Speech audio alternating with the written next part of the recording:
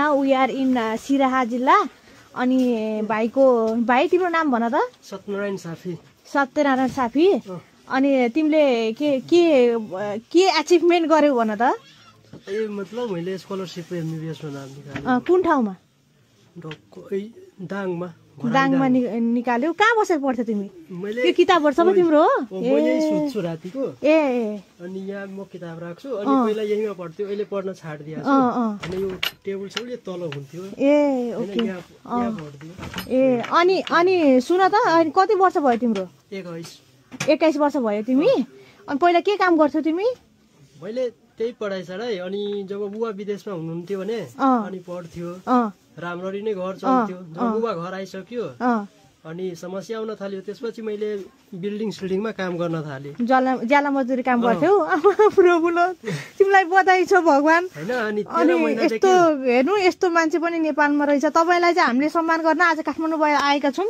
तपाईँ बाहिर आउनु त, हामी तपाईँलाई चाहिँ ल त चाहिँ भाइ यहाँ सत्यनारायण साफी भन्ने भाइ हुनुहुन्छ, जसले चाहिँ एमबीबीएसमा फुल स्कलरसिपमा होइन, फुल स्कलरसिपमा चाहिँ नाम निकाल्नु भएको भाइ हुनुहुन्छ। ल त हामीले चाहिँ उहाँलाई चाहिँ सम्मान गर्न गइरहेको छौँ। आऊ साथी भाइ। अनि ल हाम्रो चाहिँ एकदम प्यारो भाइ 21 वर्षको। कहिलेबाट क्लास हो तिम्रो एमबीबीएसको? अहिले नोटिस आएको होइन। कहिले?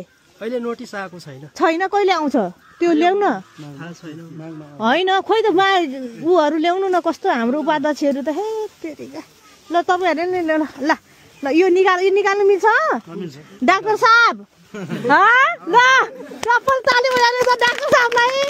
ल हाम्रो डाक्टर साहब, हिरो डाक्टर साहब, यो गाउँको, यो देशको है, नेपालको चाहिँ ठुलो एउटा एचिभमेन्ट हो। एउटा ज्याला मजदुरी गर्ने एउटा युवकले आज चाहिँ एमबीबीएसमा चाहिँ फुल स्कलरसिपमा चाहिँ नाम निकाल्नु भएको छ। अनि हामी एकदम खुसी छौँ। र उसको ल हामीले चाहिँ यो ग्रिन एन्ड क्लिन आशिका, मलाई चिन्थेन? चिन्थ्यो ए अब हो र। अनि यो चाहिँ हाम्रो फाउन्डेसनबाट तपाईँलाई गरेको सम्मान हो। तपाईँले पढ्न सक्नुहुन्छ। तपाईँ त अब इङ्ग्लिस एकदम राम्रो छ मेरो भन्दा। तपाईँ पढेर सुनाइदिनु त। सुनाइदिनु त। Green and clean Ashika foundation certificate of appreciation. This certificate is proudly presented to Mr. Satyanarayan Safi, Sira, Nepal, in recognition of your outstanding achievement in securing admission to an MBBS program on full scholarship.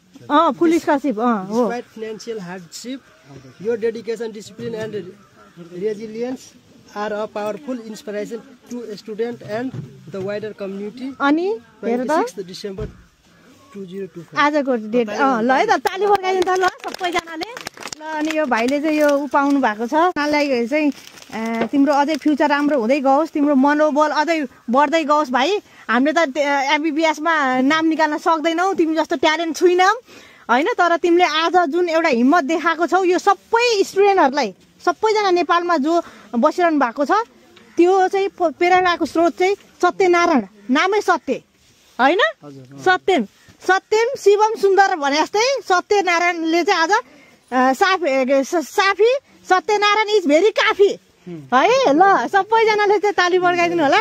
र यो चाहिँ तपाईलाई 1 लाख रुपैयाँ, यो हाम्रो यो फाउन्डेसनबाट 1 लाख रुपैयाँ चाहिँ संस्थाको नामबाट तपाईलाई चाहिँ यो सहयोग 1 लाख रुपैयाँ सहयोग है। ल भाइलाई ल सबैजना ताली बजाइदिनु होला त। ल ल ल ल ल तपाईहरुले लगाइदिनु न, त्यो उहरु लगाइदिनु त, के रे लगाइदिनु, सबैजना लगाइदिनु त।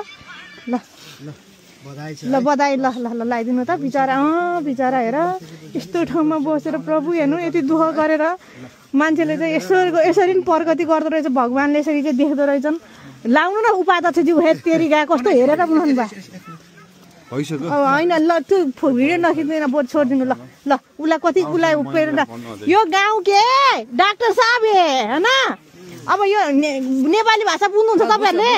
ए यो गाउँको डाक्टर साहब हामीलाई चेक गर्ने, मलाई चेक गर्नु है तपाईले। तपाई पढ्ने ठाउँ कुन ठाउँ रे अब गएर पढ्ने? दाङमा। ल ल ल बधाई छ। मेरो एउटा फोटो खिचिदिनु त भाइसँग।